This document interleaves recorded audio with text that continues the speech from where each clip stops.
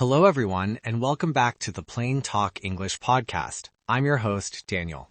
Hi, everyone. I'm Anna. We're so glad to have you with us today. In today's episode, we're going to learn something incredibly useful. Many English learners use the word very all the time. Yes, it's a habit.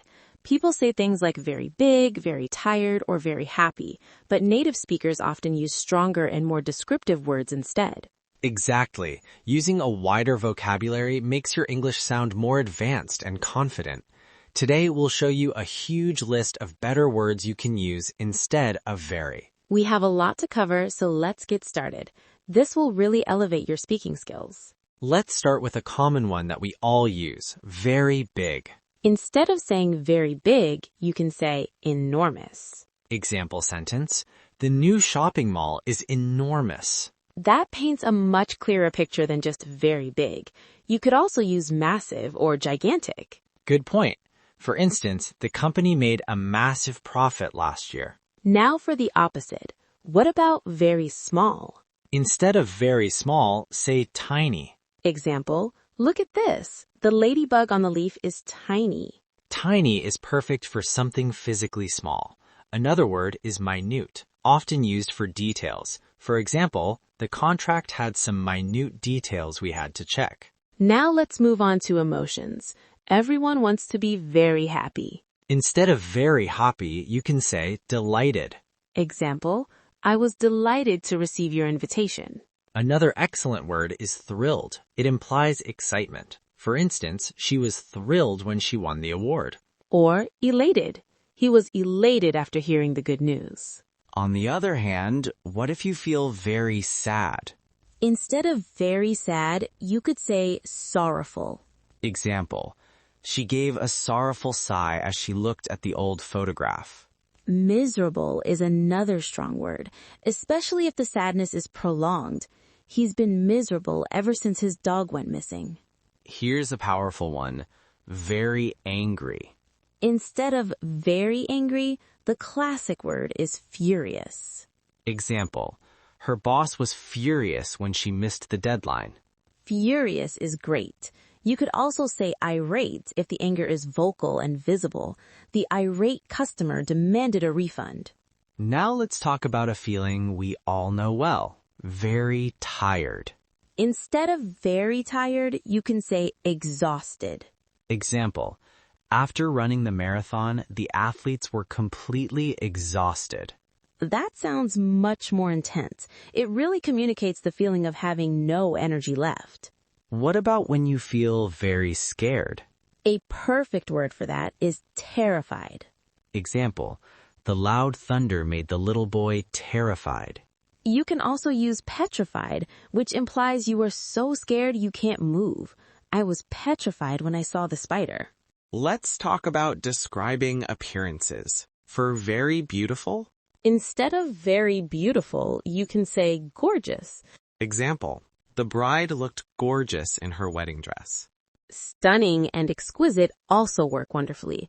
The view from the mountaintop was stunning, or she wore an exquisite piece of jewelry. And for the opposite, very ugly.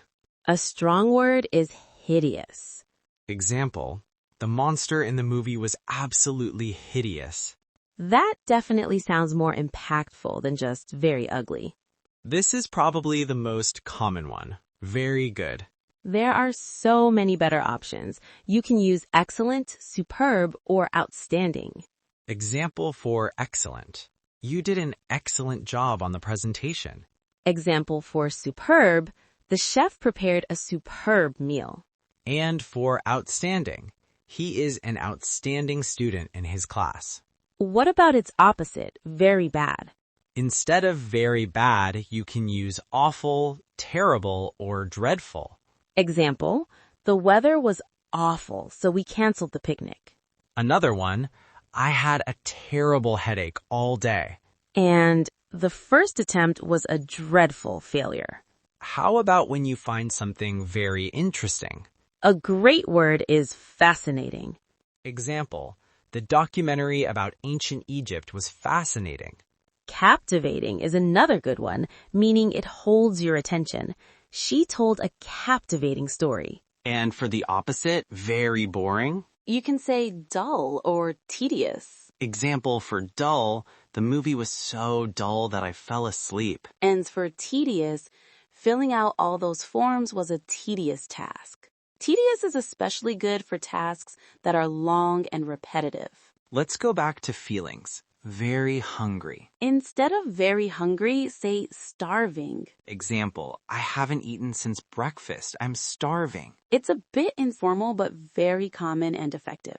And what if you are very thirsty? For that, you can say parched. Example, after hiking in the sun, my throat was parched. It makes you imagine a desert, which is a great way to express extreme thirst. Let's talk about weather. Very cold. A perfect word is freezing. Example, don't forget your coat. It's freezing outside. Everyone understands that instinctively. It's a great replacement. And for very hot? You can say boiling or scorching. Example for boiling, it's boiling in this room. Can you open a window? And for scorching, be careful walking on the sand. It's scorching today. How about describing a place? Very clean. You should use spotless. Example, she keeps her kitchen spotless. It implies there isn't a single spot of dirt, much stronger than very clean. And for the opposite, very dirty. The best word is filthy. Example, his clothes were filthy after he fell in the mud. It definitely creates a stronger image. Let's look at speed instead of very fast. You can use rapid.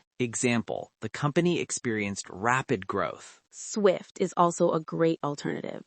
He made a swift recovery from his illness. And for very slow? You can say sluggish. Example, I feel sluggish in the morning before I have my coffee. That's a great word. It perfectly describes that slow, low energy feeling. How about when something is very important? Use crucial or essential. Example for crucial, it is crucial that we finish this project on time. And for essential, water is essential for all living things.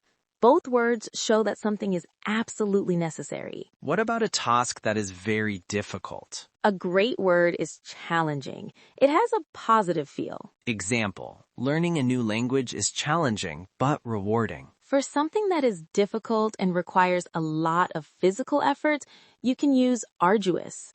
The climb to the summit was arduous. And for something that makes you laugh a lot, very funny. The best word is hilarious. Example, his jokes were absolutely hilarious. It's the perfect word to describe something that makes you laugh out loud. What if a place is very noisy?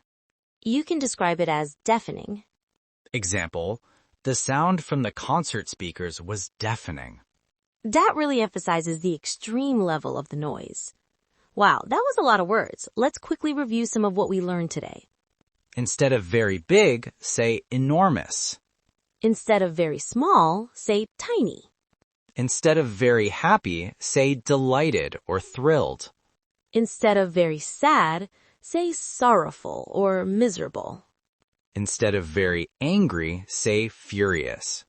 Instead of very tired, say exhausted.